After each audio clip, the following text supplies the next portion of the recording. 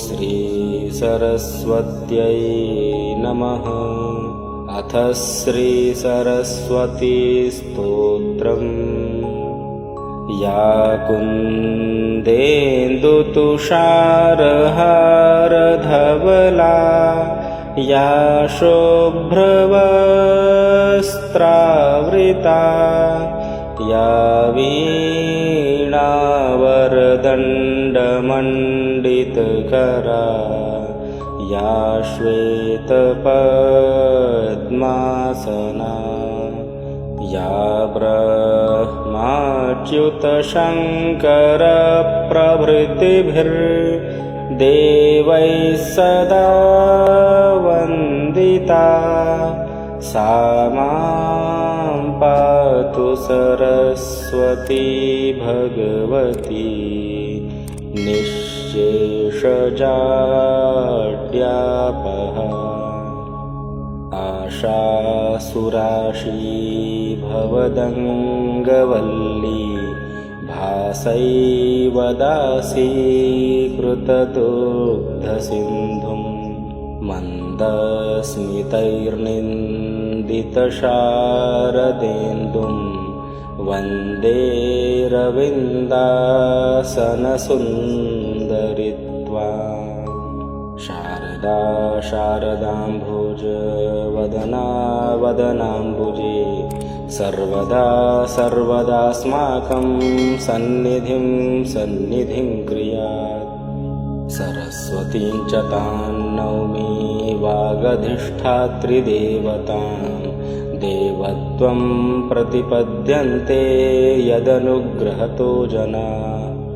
पातु नो निकषग्रावामतिहेम्नः सरस्वती प्राज्ञेतरपरिच्छेदं वचसैव करोति या। शुक्लां ब्रह्मविचारसारपरमा माद्यां जगद्व्यापिनीं वीणापुस्तकधारिणीमभयदां जाड्यान्धकारापहाम्।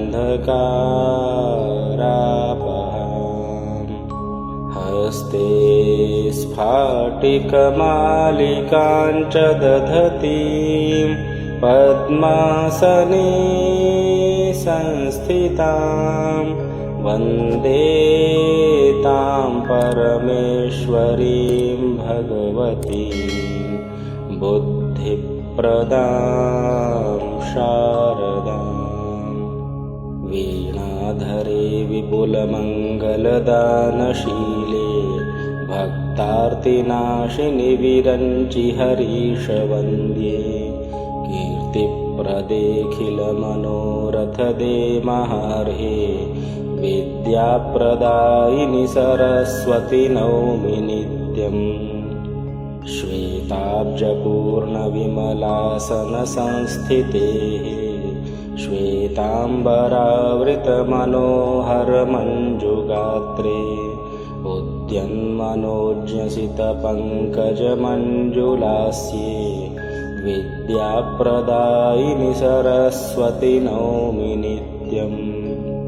मातस्त्वदीयपदपङ्कजभक्तियुक्ता ये त्वां भजन्ति निखिलानपरान् विहाय ते निर्जरत्वमिह यान्ति कलेवरेण भुवह्निवायुगगनाम्बुविनिर्मितेन।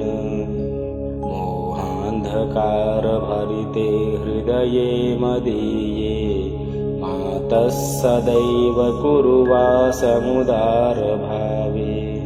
स्वीयाखिलावयवनिर्मलसुप्रभाभिः शीघ्रं विनाशय मनोगतमन्धकारम्। ब्रह्मा जगत्सृजति पालयतीन्द्रिरेशः शम्भुर्विनाशयति देवि तव प्रभावैः।